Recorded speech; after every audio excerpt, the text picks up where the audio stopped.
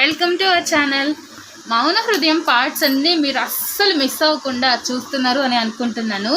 ఎవరైనా మిస్ చేసినట్లయితే మన ఛానల్లో మొదటి నుంచి ఉంది, ఖచ్చితంగా చూసేయండి. ఇది ఒక మంచి అద్భుతమైన ప్రేమ కథ, అస్సలు మిస్ అవ్వరు అనుకుంటున్నాను.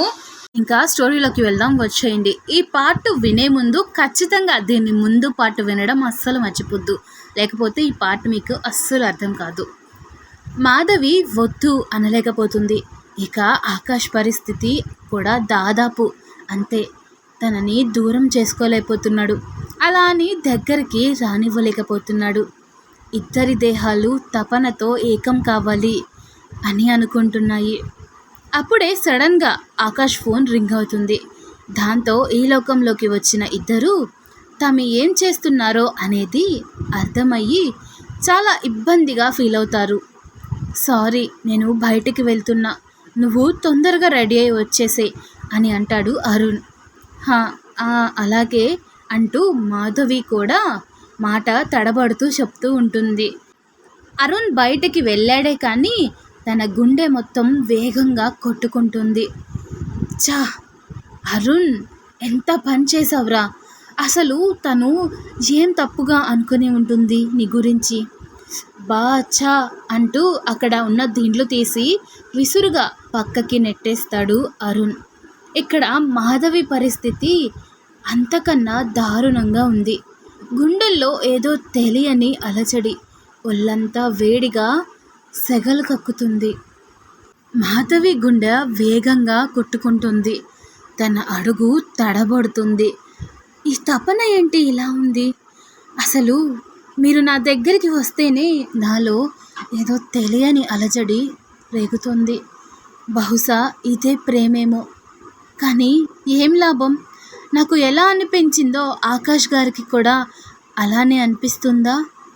అనిపిస్తుంటే నాకన్నా అదృష్టవంతురాలు ఎవ్వరూ ఉండరు. మీకు నా మీద అసలు ఎలాంటి ఫీలింగ్స్ ఉన్నాయి అరుణ్ గారు అంటూ వస్తున్న కన్నీళ్లను తుడుచుకుంటూ స్నానం పూర్తి చేసి బయటకు వెళ్తుంది. ఇంతలో ఆకాష్ నోటి నుంచి దీక్ష అనే మాట వినిపించడం చూసి తనలో ఉన్న బాధని అరుణ్కి తెలియకుండా తన వైపు చూడకుండా బయటికి వెళ్ళిపోయి మెట్లు దిగి కిచెన్లోకి వెళ్ళిపోతుంది. వస్తున్న దుఃఖాన్ని ఆపుకోలేక అక్కడే ఒక మూలన ఎవ్వరికి కనపడకుండా కూర్చొని వెక్కి వెక్కి ఏడుస్తుంది. తన ఏడుపు కూడా ఎవ్వరికీ వినపడకూడదు అని అనుకుంది. తన బాధ తనలోనే దిగమింగుకోవాలి అని ఎంత ప్రయత్నించినా ఆ కన్నీళ్ళకి సమాధానం చెప్పలేకపోతుంది, దానిని ఆపలేకపోతుంది మాధవి.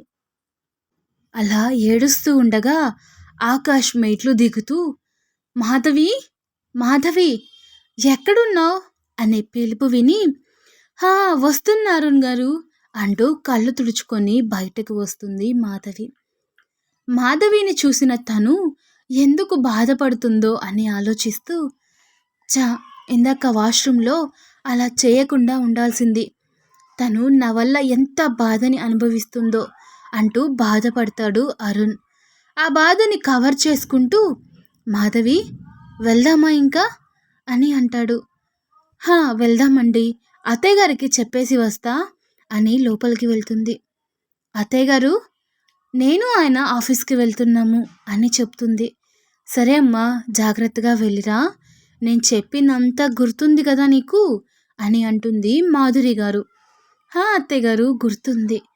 సరే తల్లి, వెళ్ళి అక్కడ ఏ సమస్య వచ్చినా నీ తెలివితేటలతో దాన్ని సరిదిద్దుకో, నీ కాపురాన్ని నువ్వే చక్క పెట్టుకో అని అంటారు. అలాగే అండి అంటూ తన కాళ్ళకి మొక్కి బయటకి వస్తుంది. ఇద్దరూ కలిసి మొదటగా గుడికి వెళ్ళి దేవునికి దర్శనం చేసుకొని ఆ తరువాత ఒక పెద్ద హోటల్ ముందు కారాపుతాడు. మాధవి, రా లోపలికి వెళ్ళి టిఫిన్ చేసి ఆఫీస్కి వెళ్దాం అని అంటాడు. సరే అండి అంటూ మాధవి కూడా కిందకి దిగుతుంది. మాధవి, ఏం తింటావు అని అడుగుతాడు అరుణ్. ఏదైనా పర్లేదు, మీ ఇష్టం అంటుంది. మాధవి, నీకు ఏది ఇష్టమైనా సరే దానినే కోరుకోవాలి, మీ ఇష్టం అంటూ పరాయి వాళ్ళ మీద ఆధారపడకూడదు అని అంటాడు అరుణ్. అది కాదు అరుణ్ గారు, నేను ఏ టిఫిన్ అయినా సరే ఇష్టంగానే తింటాను అని అంటుంది మాధవి. తినే విషయం కాదు మాధవి, నేను నీ లైఫ్ గురించి కూడా చెప్తున్నాను, అర్థం చేసుకో అని అంటాడు. ఎప్పుడు ఎవ్వరి ఒపీనియన్ తీసుకోకు, నీకు మనసుకి ఏది నచ్చితే అది చేసుకుంటూ వెళ్ళిపోవాలి. ఎవరు ఏమి అనుకుంటారో అనే ఫీలింగ్ తీసేసే నీ మనసులో నుంచి. నీ లైఫ్ నువ్వు నీ ఇష్టం వచ్చినట్టు లీడ్ చేయడం ముందు నేర్చుకో, అప్పుడే లైఫ్లో హ్యాపీగా ఉంటావు అని అంటాడు అరుణ్. ఏంటి మాధవి, నేను నీకు సోది చెప్తున్నానా అని గట్టిగా మాట్లాడతాడు. అయ్యో అదేమీ లేదు అరుణ్ గారు అని అంటుంది.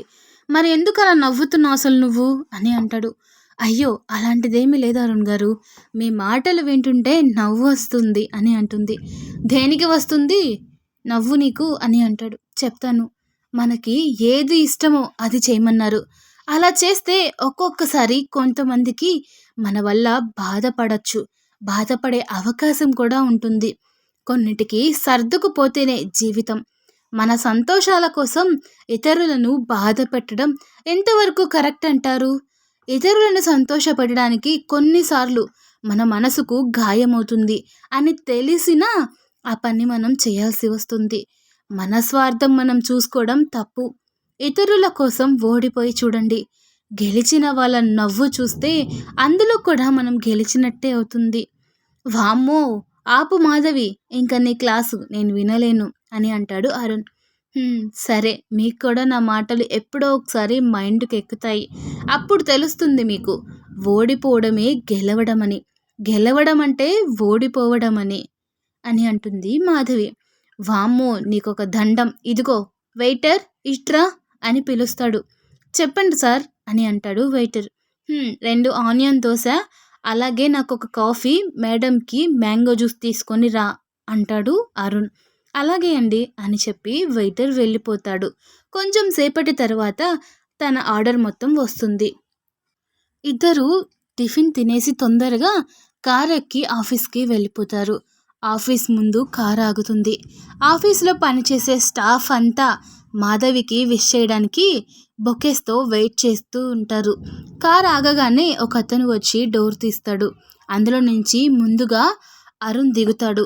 అరుణ్ వెళ్ళి మాధవి సైడ్ డోర్ ఓపెన్ చేస్తాడు. తను కూడా కిందకి దిగాక అందరూ కలిసి తనకి గ్రాండ్ వెల్కమ్ చెప్తారు. ఇంకా లేట్ చేయకుండా అరుణ్ తనని తన క్యాబిన్లోకి తీసుకువెళ్ళి కూర్చోబెడతాడు.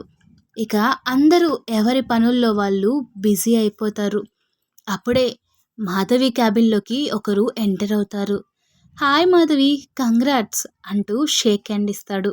మాధవి కూడా ఎవరో అనుకొని నార్మల్గా హ్యాండ్ ఇస్తుంది. తర్వాత ఎదురుగా ఉన్న అతన్ని చూసి షాక్ అయి నిలబడిపోతుంది. ఆ వ్యక్తి మాత్రం మాధవిని ఆరాధనగా చూస్తూ ఉంటాడు. ఇంతలో డోర్ తీసుకొని వచ్చిన అరుణ్ మాధవి చేతిని అతని చేతిలో చూసేసరికి కోపంతో రగిలిపోతూ ఉంటాడు. పూర్తిగా విన్నారు కదండి. మాధవికి షేక్ హ్యాండ్ ఇచ్చింది ఎవరని మీరు అనుకుంటున్నారు? ఆ షేక్ హ్యాండ్ ఇచ్చినప్పుడు అరుణ్ ఎందుకు అంత సీరియస్గా చూస్తున్నాడు? అరుణ్ కూడా మాధవిని ప్రేమించడం మొదలు పెట్టాడా? మరి సూర్య ప్రేమ ఏమవుతుంది తెలుసుకోవాలి అనుకుంటే నెక్స్ట్ పార్ట్ దాకా వెయిట్ చేయండి. అలాగే ఒక లైక్ చేసి, షేర్ చేసి, సబ్స్క్రైబ్ చేసుకోవచ్చు కదా. Thanks for watching.